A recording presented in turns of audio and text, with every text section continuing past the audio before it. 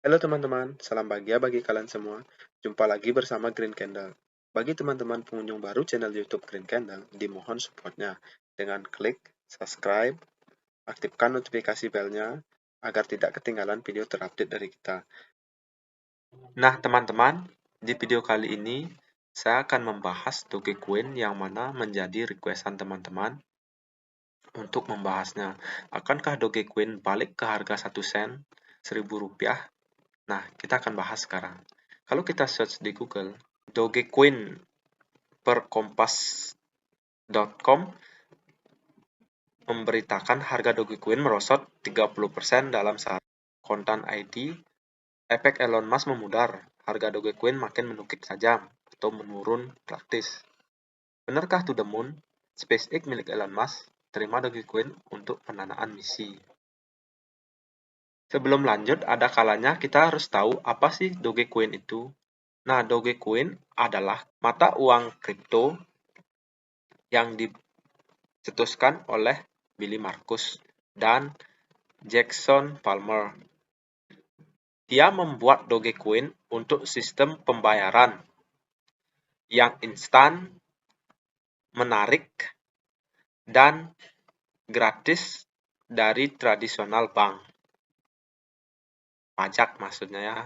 Nah, Dogecoin terbentuk dari muka Shiba Inu, anjing Shiba Inu. Yang ini ya, anjing Shiba Inu. Di sini juga dijelaskan sirkulasi supply-nya 127 billion. 113 sudah di mining. Dogecoin ini dirilis pada tanggal 6 bulan Desember 2013, yang mana 7 tahun yang lalu. Nah, kalau kita search di Google, yang mana kalau kita search dengan tulisan Dogecoin Rich List atau holder terkayanya, di sini sudah terekam jejaknya bahwa halnya Dogecoin ini 28% dari holder pertamanya dimiliki oleh satu orang, yang mana dia memiliki 10 billion sampai 100 billion miliar Dogecoin. Kalau itu dikalikan dengan uang sekarang, banyak sekali ya teman-teman. Nah, 10 dari orang tersebut memiliki 1 miliar sampai 10 miliar. Itu 17%-nya. 100 juta sampai 1 miliar, 97 orang. 10 juta sampai 100 juta, 500. Nah, begitupun seterusnya. Nah, yang jadi permasalahan, kalau misalnya Dogecoin itu naik atau terbang, spike ke harga tinggi, salah satu dari pemegang 28%, 17%, 22% ini menjual asetnya, akankah Dogecoin langsung balik terjun lagi? Ya bisa saja terjadi ya. Nah inilah yang diantisipasi bagi para holder Dogecoin. Termasuk Elon Musk sempat nge-tweet yang nggak salah, saya ketahui bulan Februari. Mayoritas siapa yang punya Dogecoin banyak, tolong untuk disebarkan ke holder-holder yang lain.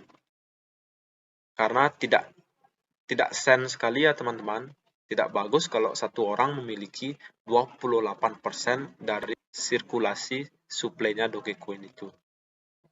Nah, teman-teman, semoga masalah ini bisa dengan cepat terselesaikan ya.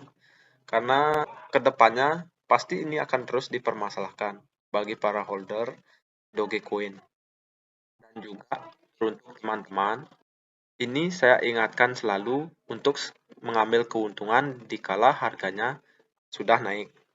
Ingat selalu untuk ambil keuntungan. Nah, karena agar teman-teman tidak berujung nyangkut. Nah, teman-teman, dikala Dogecoin itu terbang harganya, ada juga yang merasa ketakutannya, seperti Chesed Binance ini, yang mana dia adalah CEO dari BNB Coin. Atau juga yang menjadi CEO Binance platform exchange. Di sini si Satoshi Nakamoto ini yang mana sudah centang biru berdampak kalau setiap dia nge-tweet sesuatu, dia bilang, wow, Binance ketakutan.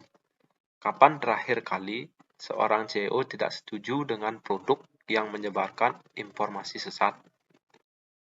Misleading informasi tentang produk yang sudah menghasilkan banyak uang. Ya, memangnya Dogecoin setahu saya banyak sekali para holdernya dibuat kaya gara-gara terbangnya Dogecoin ini.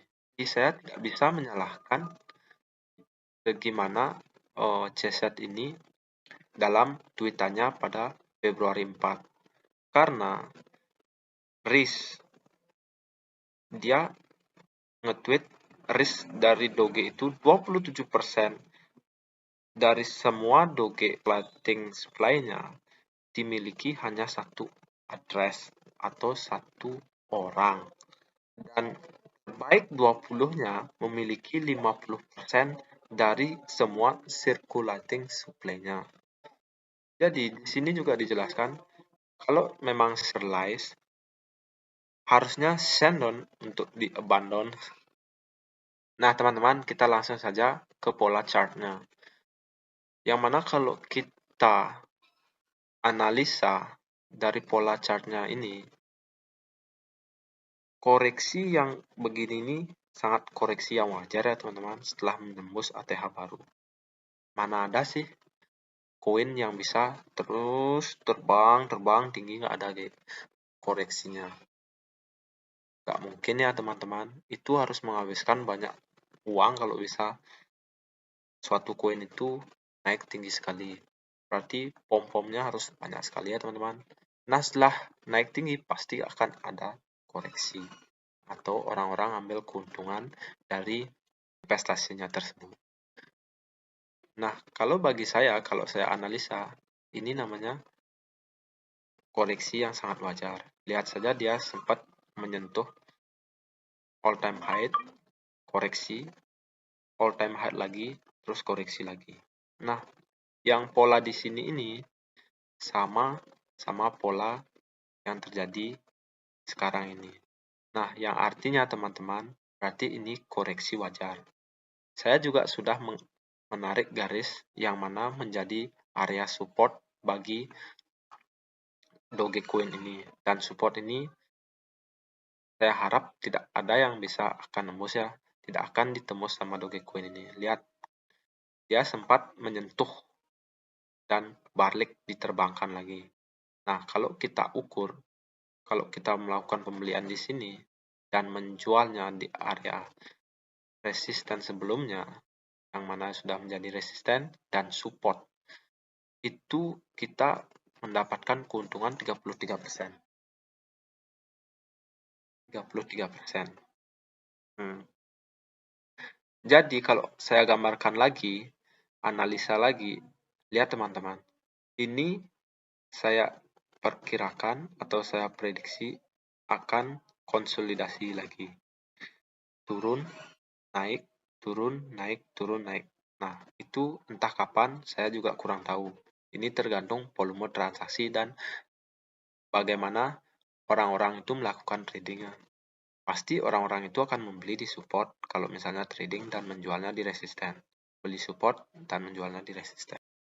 Jadi, teman-teman, kalau kita lihat historinya, ini setiap dia menyentuh all time high, dia ada koreksinya. Sama sekali kan polanya hampir tidak ada perbedaannya teman-teman. Nah teman-teman, kalau kita tarik garis trend line,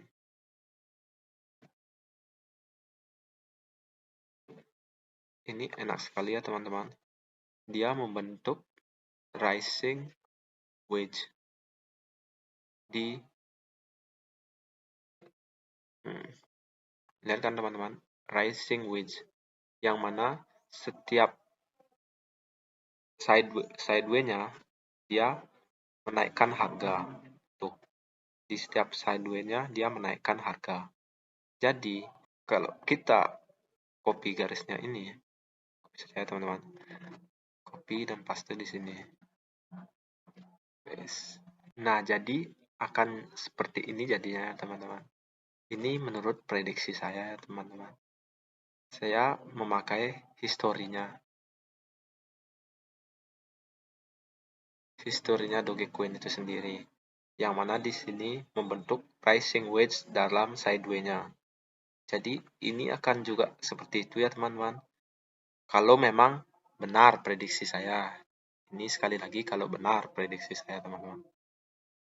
Karena kalau kita tarik historinya, ini polanya hampir sama sekali, tidak ada perbedaan. Nah, Dogecoin ini akan bisa naik terus ya teman-teman kalau masih disupporting oleh orang-orang bilioner seperti Elon Musk dan banyak lagi ya teman, Snoop Dogg, James Simon, Mark Cuban, banyak sekali ya teman-teman backingnya Dogecoin ini. Jadi hal yang perlu teman-teman tahu sih ini ya teman-teman, saya sudah membuatkan garis merah ini yang mana ini support terkuatnya, ini juga menjadi support kedua. Ini harus menjadi perhatian teman-temannya, kalau dia nembus support pertama pasti akan pergi ke support kedua. Nah, kalau ini ditembus masih ada juga support ketiganya. Tapi sih harapan saya tidak akan terjadi lebihi support ini ya ditembus. Ya pasti akan naik terus. Itu harapan saya. Nah, ini juga sedikit teruntuk teman-teman yang misalnya melakukan pembelian di area pucuk seperti ini. Saya rasa sih bagusnya teman-teman melakukan dollar cost averaging. Nah, teman-teman pasti bertanya, apa sih dollar cost averaging itu? Ini saya akan bahas sedikit di sini ya, teman-teman. Dollar cost averaging itu yang mana kalau kita membeli di pucuk dan setiap harga koinnya itu turun, kita lagi melakukan cicilan ya. Setiap turun lagi melakukan cicilan, supaya mendapatkan harga rata-rata itu dengan maksimal. Seperti ini contohnya ya teman-teman. Misalnya kita melakukan pembelian di sini 2.500.000.